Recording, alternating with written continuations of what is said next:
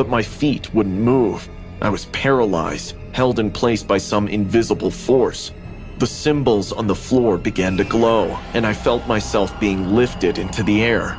My arms and legs were pulled taut, as if by invisible ropes, and I hung there, helpless, as my mom, no, the thing that looked like my mom, transformed before my eyes. Her skin peeled away, revealing something dark and twisted beneath. Ugly motherfucker might be darker than me. You know what I'm saying? Yo, check this out, big cousin. Yo, no BS, no bull. Yo, my God, I'm the type of clown ass cousin that, hey, if Santa Claus don't give me my toys on time, I'm gonna go downstairs and punch him right in the nuts, cousin. How you looking in his nuts, man? Nigga? Punching in his nuts, nigga. I'm the type of cousin. I'm not like Santa. Give me my toys. Stop playing with me, hey, cousin. You know what I'm saying? Stop playing with me. I'm Turbo G. I asked for a tricycle, my guy. Why my tricycle not under the tree? You know what I'm saying? Don't make me fuck you up, Santa. Anyway, big cousin, 3 true Santa Claus horror stories. This y'all should be a banger. If you enjoyed the video, big cousin, go ahead and subscribe for me. Let's get into it, my guy. If you're scared of Santa Claus, my guy, just call Turbo G and I handle him for you, big cousin. If Santa Claus not giving you his presents, call Turbo G, nigga. All right, I'm big cousin. 1, 2, 3. When I first took Morgan to the mall that day, the air was thick with the scent of cinnamon and pine. The bustling crowd, the twinkling lights, and the cheery Christmas music were enough to bring out the child in anyone. Morgan's eyes sparkled with excitement as he tugged at my hand, pointing eagerly at every display we passed. Granny, look! He exclaimed delightedly. It's Santa! There he was, right by the towering Christmas tree, Santa Claus himself. Or at least some man dressed as Santa. A group of giggling children surrounded him, each waiting their turn to sit on his lap and tell him their Christmas wishes. Morgan was no different. As we approached, I couldn't help but notice something unsettling about the man.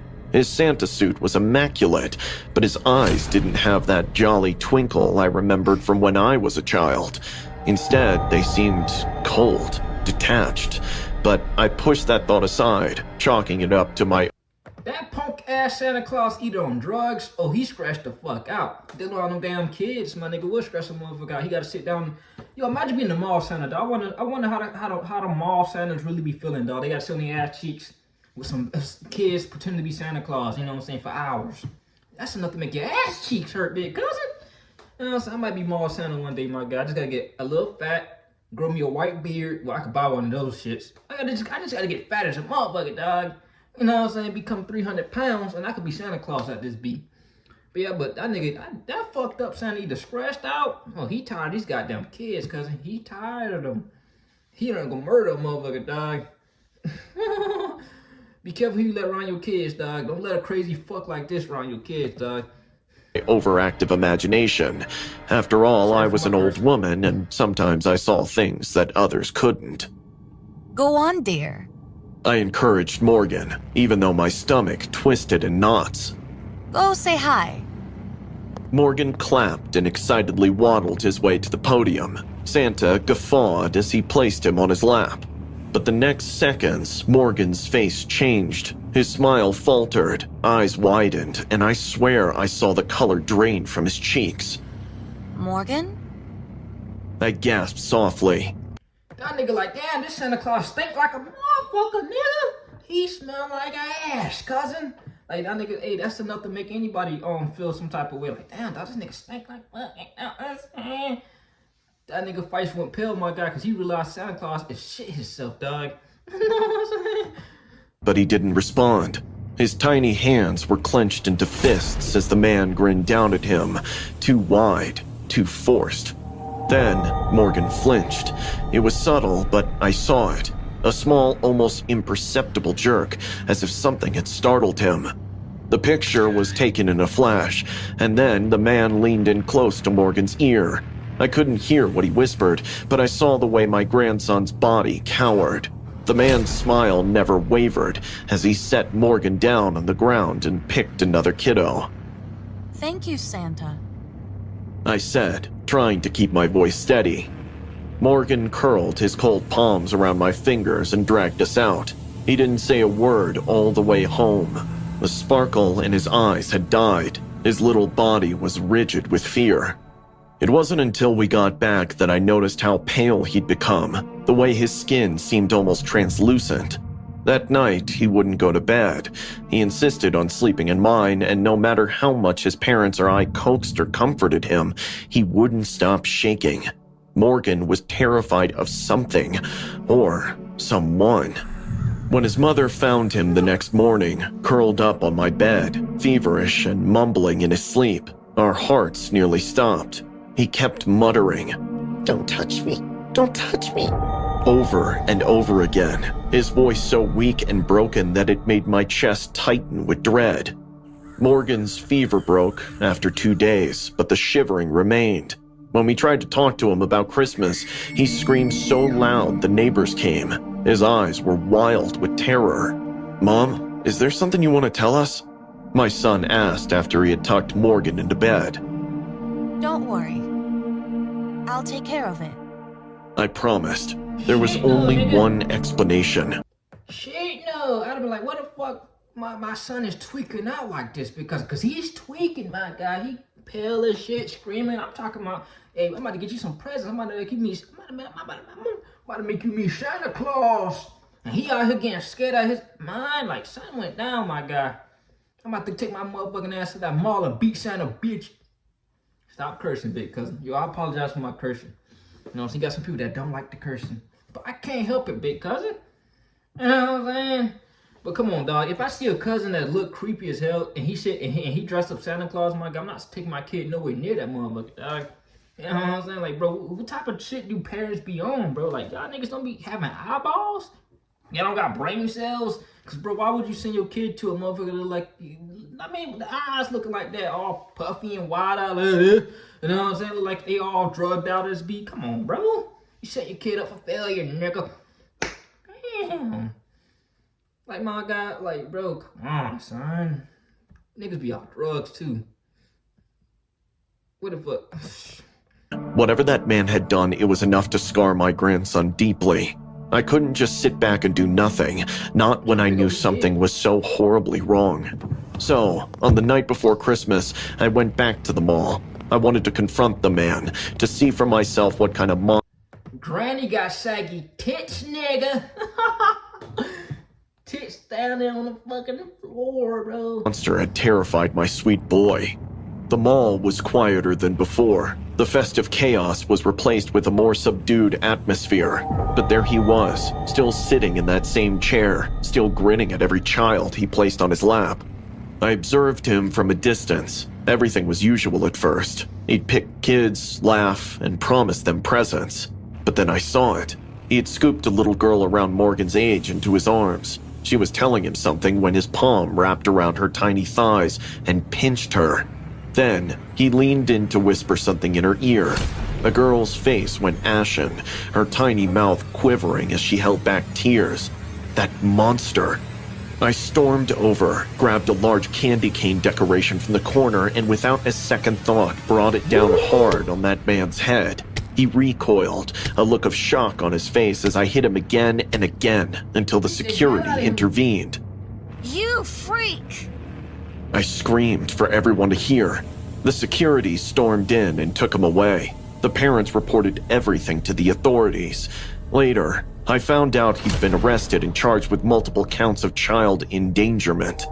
But even as they led him away in handcuffs, he turned and smiled at us. No, not at me, but through me, as if he could see something I couldn't. And that's when I realized the man in the Santa suit wasn't just some pervert or creep. He was something far worse, something evil that thrived on the vulnerability of children, on their innocence and trust. And even though he was gone, I couldn't shake the knowledge. I mean, he sound like a sick fuck to me. I'm like, what else is he, my guy? She said he's something more, he's something more, like, he's more, like, he is something more than just he's a sick fuck. You know what I'm saying? Like, what else more do you need to describe the clown ass cousin? He's sick in the head. You know what I'm saying? Pinching little girls on the, come on, dog. He's sick. The clown ass cousin is sick, man. He's a sick fuck. Like, bro, I'm trying to figure out what else to describe this clown ass cousin.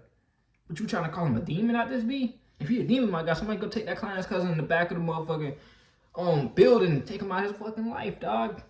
Take that bitch into heaven, man. That's what we do that's what we do to demons around here, dog. They not allowed to walk on this earth, my nigga. You know what I'm saying? Granny got some saggy ass tits. I'm telling you, big cousin. Do you like saggy tits, dog? Like, do you like tits that hang like this, big cousin? You know what I'm saying? Or do you like, cause I know some dudes out here that they'll suck some mean ass saggy tits, dog. You know what I'm saying? Anyway, my guy, man, fuck this Santa Claus.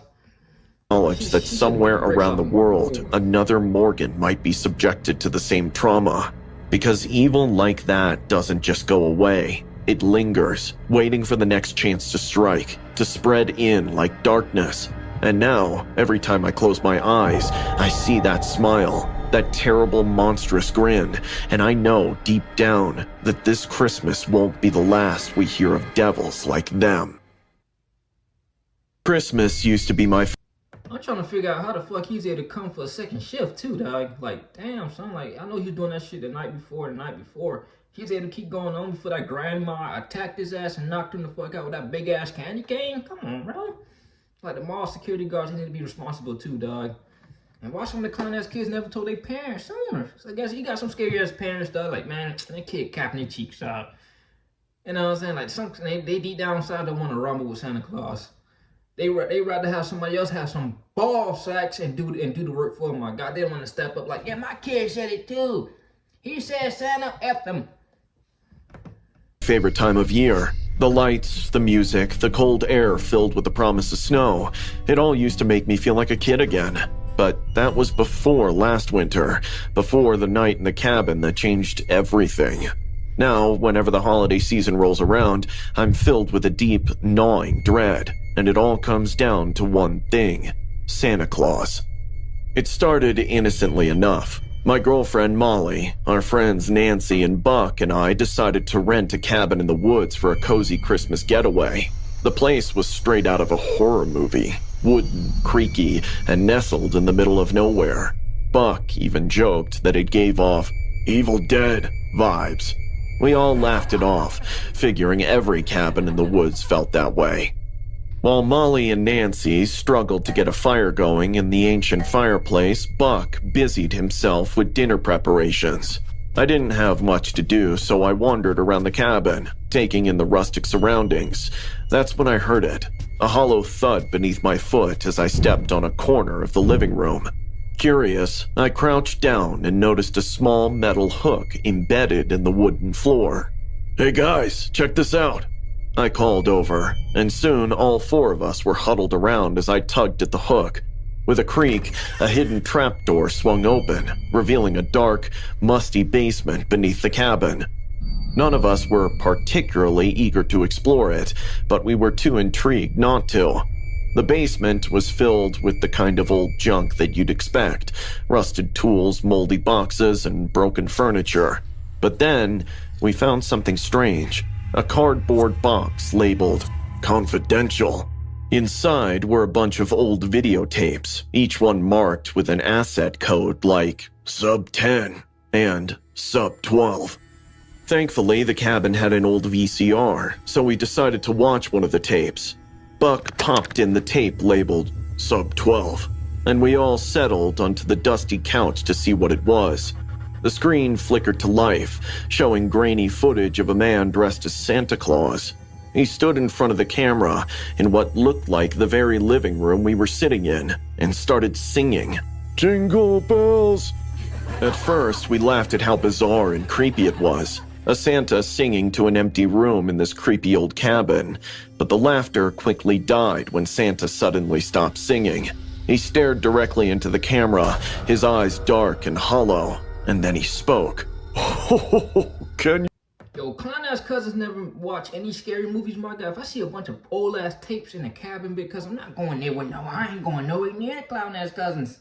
Cause bro, you never seen a movie called, I forgot what it's like you put a tape in the movie, my God, and a bitch come out the screen and come get your ass. Like, bro, I ain't fucking with it, my God. You know what I'm saying? I don't watch too many scary movies, my God. I'm not playing my luck. Cause I feel like I'm one of the clown ass cousins that believe in ghosts. I think they exist, my God. I think aliens exist. I think aliens exist. You know what I'm saying? So therefore, I'm not about to play with my luck. I'm not about to play with my life, dog. Yeah, fuck that shit. You can keep them old ass tapes. They say confidential. Boom, I'm not touching them, big cousin. And my friends better not touching me, the dog. Simple. I'm getting the fuck up out of the cabin, bro. At least You hear her crying? We all froze. The room seemed to drop 10 degrees as Santa slowly panned the camera to the other side of the room. There, tied to a chair, was a woman. She looked terrified. Her clothes were torn, a large chunk of her hair was missing, and her eyes were wide with fear. My stomach turned, and I could hear Nancy gasp beside me. Santa began to hum the Jingle Bells tune again. This time more slowly, more sinisterly, as he picked up a chainsaw from the floor. He walked over to the woman.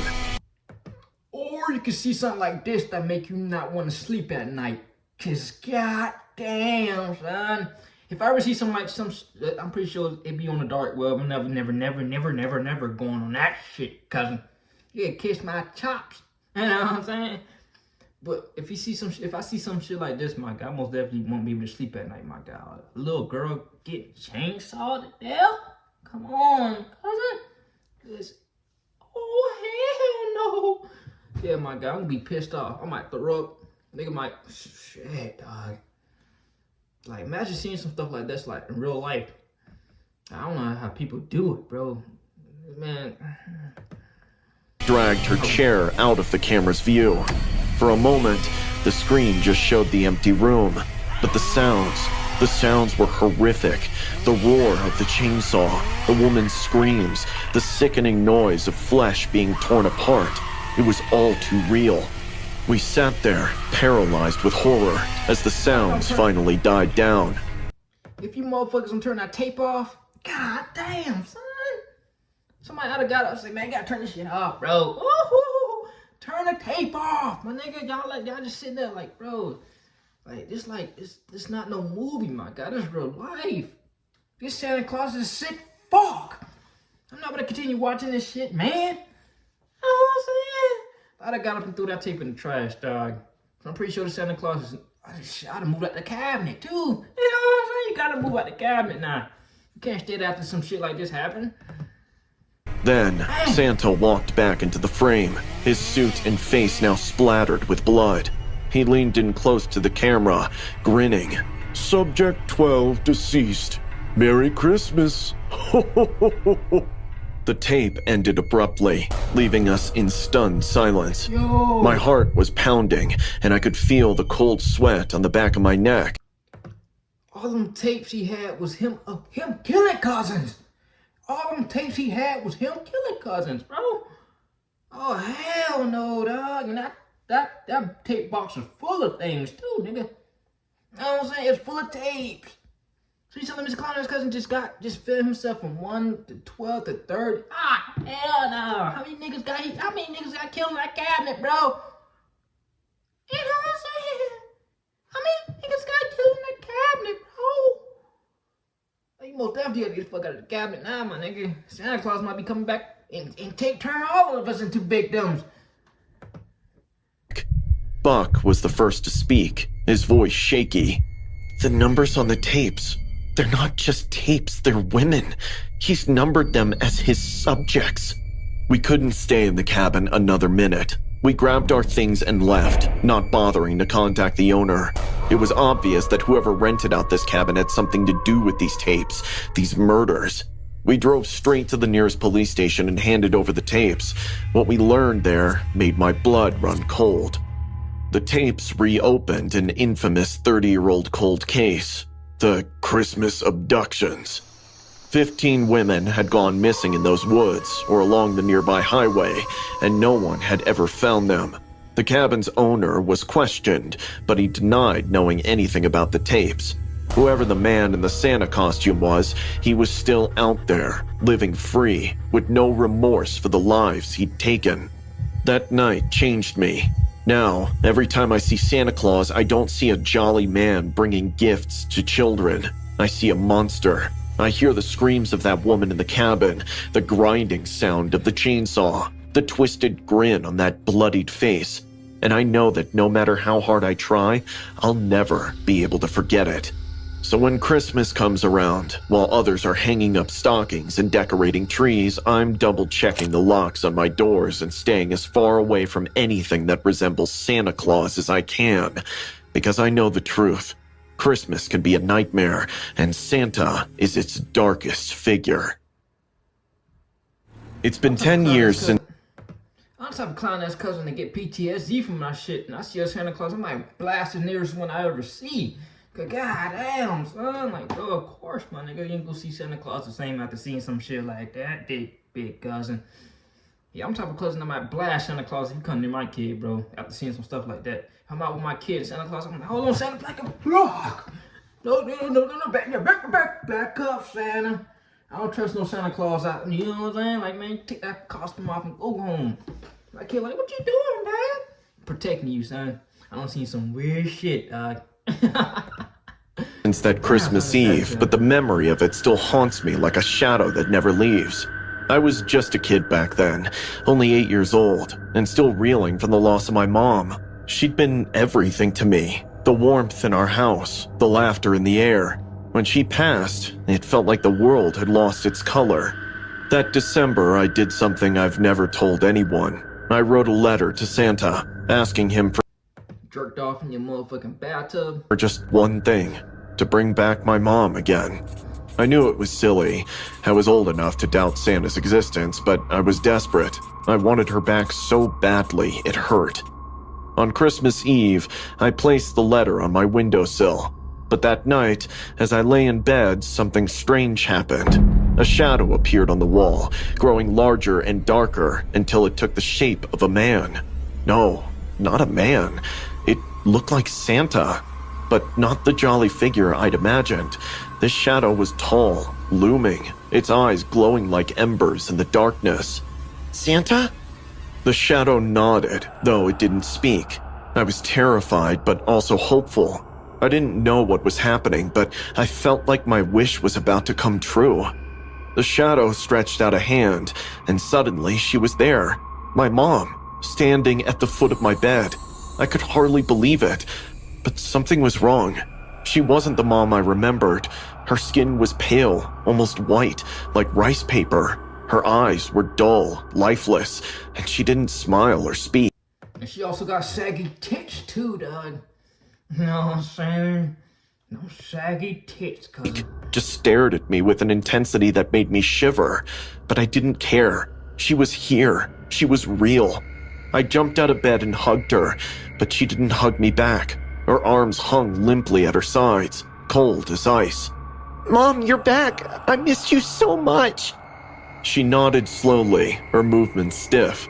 I tried to talk to her, to tell her about everything she'd missed, but she barely responded. When we went down for breakfast the next morning, she sat at the table, staring at the food but not touching it.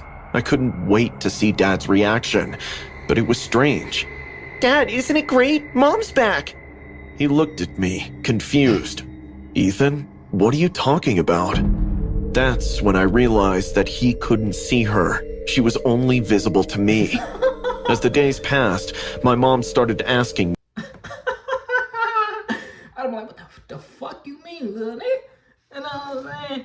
Hey, my God, my son say some shit like that, my God. I'm like, the fuck? Hold on, cuz I'm about to take your ass to the motherfucking hospital, dog, to get your head checked out. You know what I'm saying? Because you gotta take some of the things you kids say seriously, bro. Like, if my wife deceased and my son tell me, hey, Dad, you see Mom, he right next to me, dog.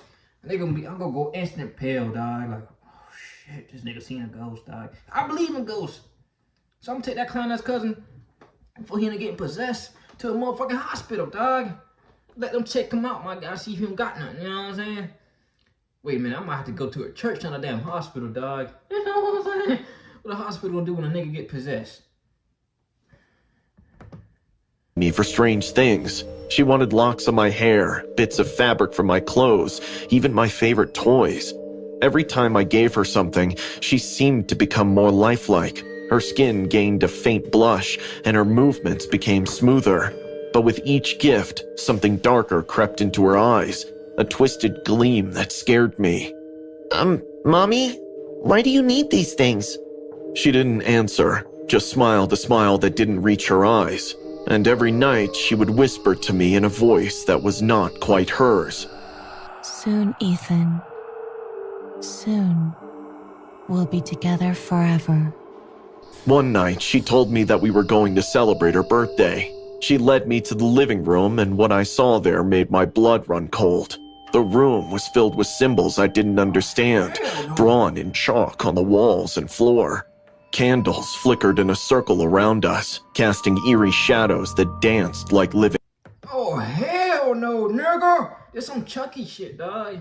She gonna try to possess the kids and she gonna be like, oh, damn, blah, blah, blah. She gonna be doing that type of stuff, dog. If you watch Chucky, you know what I'm talking about. She gonna, damn, this Chucky all over again, big cousin. There's some creepy ass shit. You know what I'm saying, big cousin?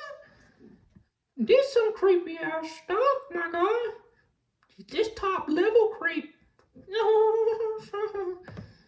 Living things. Mommy, what is this? She smiled again, that twisted smile, and began chanting in a language I didn't recognize. The room seemed to close in around me, the air thick with the smell of burning wax and something else, something rotten. As she chanted, her voice deepened, became distorted, until it wasn't her voice at all. It was something ancient, something evil. I tried to back away, but my feet wouldn't move. I was paralyzed, held in place by some invisible force. The symbols on the floor began to glow, and I felt myself being lifted into the air. My arms and legs were pulled taut, as if by invisible ropes, and I hung there, helpless, as my mom, no, the thing that looked like my mom, transformed before my eyes. Her skin peeled away, revealing something dark and twisted beneath. Ugly motherfucker might be darker than me. You know what I'm saying? That's an ugly motherfucker, dog. Shadow freak, you know what I'm saying? A creature of nightmares. Its eyes glowed white, and its mouth stretched into a grin. No, please stop! It laughed. I knew then that this wasn't my mom.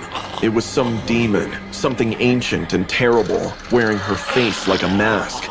Looking back, I now realized that I was probably its final offering, the last piece it needed to fully enter our world. Just as it was about to strike, the front door burst open. My dad stood there, his face pale with shock. He took one look at the scene before him and ran straight at the creature, clutching a silver cross in his hand. "Get away from my son!" The creature hissed, recoiling from the cross. My dad grabbed me, pulling me down from the air, and we ran. The thing that had been my mom screamed in rage, but it couldn't follow us beyond the circle of symbols. We left the house that night, never to return. We stayed at a relative's place for some time before Dad shifted to a different city. He went to the house just once to gather our belongings, but he remembered that there was nothing there. Whatever that creature was, it was gone. I don't celebrate Christmas anymore. I know for a fact that Santa is not real, but something like Santa is, just that it grants you wishes of a darker kind. Shit, dog. Scary motherfucking story. You know what I'm saying? Ah, that's a scary ass story, dog. That last pic, that's why I stay away from cousins like that, dog. I'm not saying, I'm tripping my ball sacks off. I'm not staying away from cousins like that, but damn, son. Man, the moral of the story, dog. If you see a motherfucker creep, if you see a creep in a Santa suit, my God, that's not Santa Claus, dog. It might be a local homeless dude. You know what I'm saying? It might be a local homeless nigga, dog. But yeah, be careful, dog. Christmas is right around the corner, bro. You know what I'm saying? Sick fucks be out. You know what I'm saying? Anyway, big cousin, your boy Turbo GB cousin.